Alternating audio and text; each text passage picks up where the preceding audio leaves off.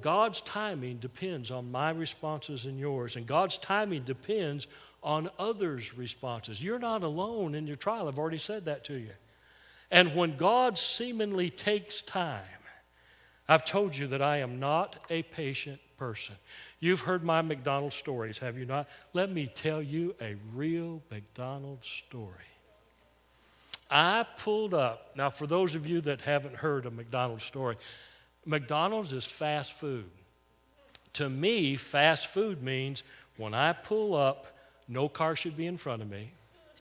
I should be able to tell them immediately what I want.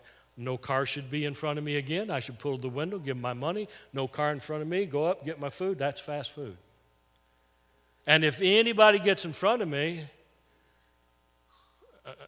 my patience doesn't. So here's a great story. I pull into McDonald's the other day, and I've got a choice. You know, they got those 2 lanes. And I always like the outside lane for whatever reason. I think it's because if you're in the outside lane, you can cut this fella off kind of easy so he doesn't get in front of you. I think that's, might as well fess up. So I come around the outside lane, and this car over here, I could hear them. They're getting their order before me, and all I want's a Diet Coke. And so this car gets in front of me, and I'm now behind this car. And I'm sitting, and I'm saying, Lord, I need to be patient. I've told the church, I need your patience. Help me. And so when this car gets up to pay, I see this guy in the window. He leans out to hear what this woman's got to say. And so now he hands her back some money. She hands him some different money. And I'm thinking,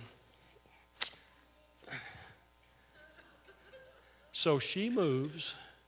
I pull up. It's $1.06, by the way, for any size Diet Coke you want at McDonald's. So I hand the $1.06 out the window, and you know what the guy said to me? He said, that car in front of you just paid for yours. And you know what God said to me? Yeah, you can imagine what God said to me. Now, you may think that's no big deal. That was a real life lesson for me. A real life lesson for me. And so when the lady's pulling away, I kind of waved like that, and she waved back. It could have been one of you. I don't know who it was. I didn't see them. I just kind of waved, and they waved back, and I asked the guy, I said, could I change my order and get more? I'm just kidding on that. But you see how life experiences, you see what God taught me with some precious person listening to his voice said, why don't you pay for the car behind you? She didn't know what I'd ordered. I could have ordered $10 worth of stuff. But she paid for mine so that God could bless her and teach me a lesson. And I'm telling you, it was a weight of a lesson on me. Wait on God. How long have I been preaching that to you before I got a free Diet Coke? But think about this.